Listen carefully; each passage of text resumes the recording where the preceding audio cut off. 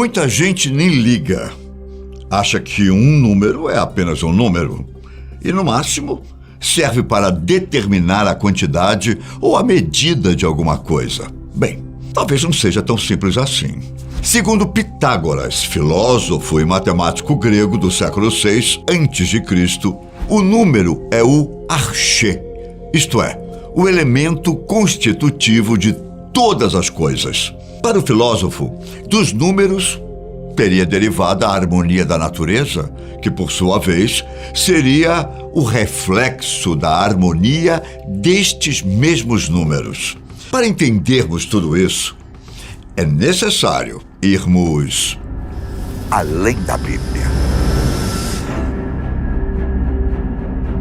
De acordo com o pensamento de Pitágoras, os números de 1 a 9 são considerados puros e originais, sendo chamados de elementares e, consequentemente, os que estão mais próximos da divindade. Os demais números são todos agrupamentos destes números elementais, os quais são usados na numerologia para determinar personalidades e outras características inerentes ao ser humano.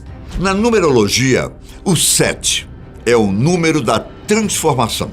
É a primeira manifestação do homem para conhecer as coisas do Espírito, coisas de Deus, a criação. Segundo essa pseudociência, as iniciais dos nomes também têm vínculo com a personalidade.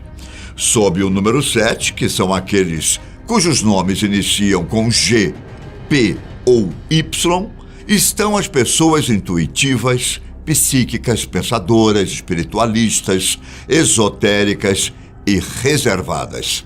São pessoas que se dariam bem como astrólogos, astrônomos, líderes religiosos, numerologistas ou mágicos. Não necessariamente essas ocupações, claro, mas essas pessoas seriam as mais adequadas a elas, de acordo com a numerologia. Na história, desde os tempos mais remotos, o numeral 7 tem seu lugar especial. Ele funcionaria como um portal, indicando o processo de passagem do conhecido para o desconhecido, cujo misticismo surge da soma de dois outros números importantes. O 3, simbolizado por um triângulo, que representa o Espírito, a Santíssima Trindade, e o 4, simbolizado pelo quadrado, que representa a matéria. Assim sendo, pode-se dizer que o 7 é o Espírito na Terra, apoiado nos 4 elementos: ar, terra, água e fogo.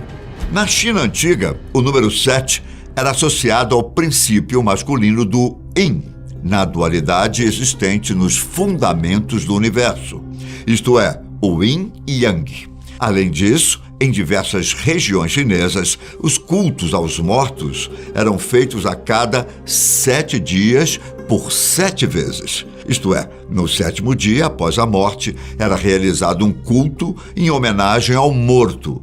7 dias após, uma nova reunião e uma nova homenagem. Isso sucedia até o 49º dia, quando se realizava a última festa, que incluía sacrifícios em memória do morto. A astrologia é outro campo pseudocientífico no qual o numeral 7 tem uma presença importante, a começar dos 7 astros considerados sagrados: o Sol, a Lua e os planetas Mercúrio, Vênus, Marte, Júpiter, Saturno. O Sol, por exemplo, representa quem desejamos ser e aquilo que precisamos aperfeiçoar em nós mesmos. Já Saturno, o temido, é um deus que traz a oportunidade de crescermos e amadurecermos, tanto internamente quanto na vida prática. Por sua vez, Vênus, a deusa da paz, simboliza a necessidade de conforto emocional e material.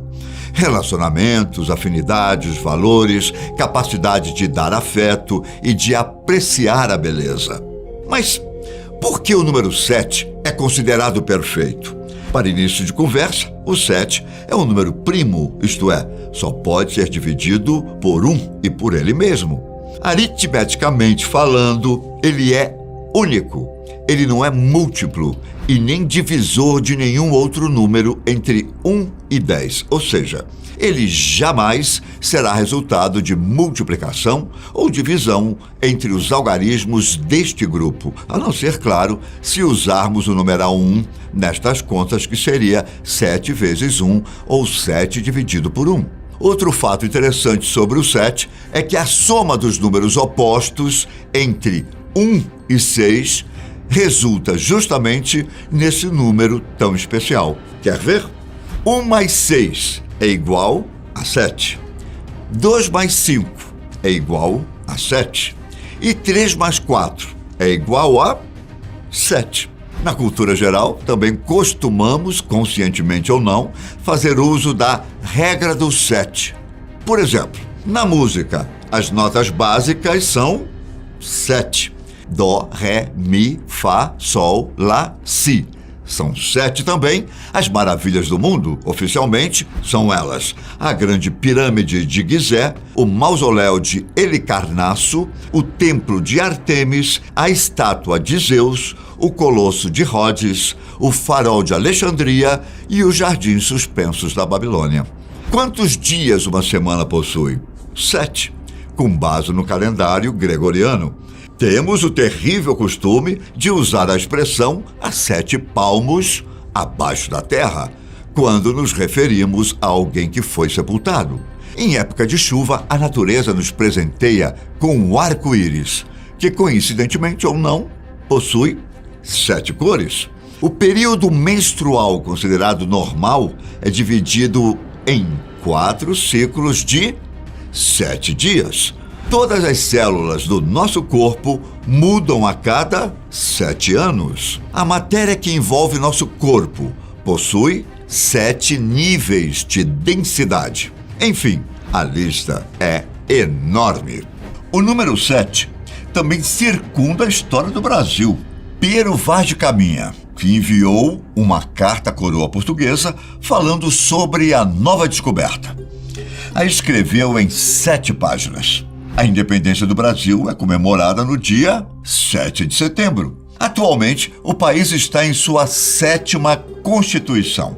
A palavra Brasil aparece 7 vezes no hino nacional. E somando-se os 2 processos de eleições, são 7 os cargos eletivos, contando desde o cargo do vereador ao do presidente. Para os judeus, o número 7 se manifesta no menorá, o candelabro de 7 braços, que representa tanto a divisão em 4 partes da órbita da Lua, que dura 4 vezes 7, quanto os 7 planetas.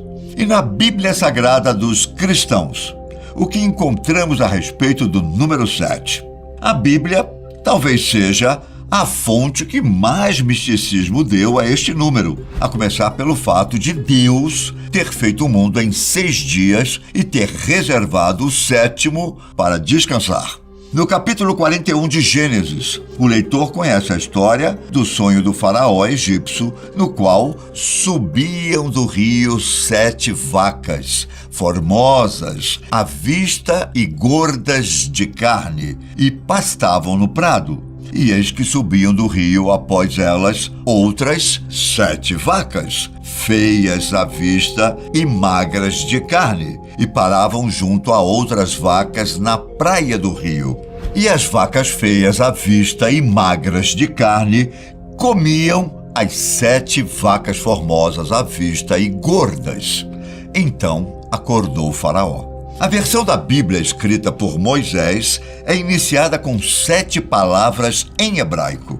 Da mesma forma, o apóstolo João terminou de escrever a Bíblia com 7 palavras proferidas por 7 trovões, que são manifestações da poderosa voz de Deus, segundo está em Apocalipse 10, versículo 3 e 4. E clamou com grande voz, como quando ruge um leão, E havendo clamado, os 7 trovões emitiram as suas vozes. E quando os 7 trovões acabaram de emitir as suas vozes, eu ia escrever. Mas ouvi uma voz do céu que me dizia: sela o que os 7 trovões emitiram, e não o escrevas. Em Apocalipse, João também fala sobre os 7 selos que prevêem os eventos que vão anteceder o fim dos tempos. Sucedendo os 7 selos, serão ouvidas as 7 trombetas e reveladas as 7 taças, que anunciam o julgamento de Deus sobre a humanidade. Os selos, as trombetas e as taças estão entrelaçados, sendo que as trombetas tocarão após a abertura do 7º selo, e a 7ª trombeta revelará a primeira das 7 taças. A cada selo aberto, a cada trombeta tocada e a cada taça revelada, ocorrências terríveis acontecerão.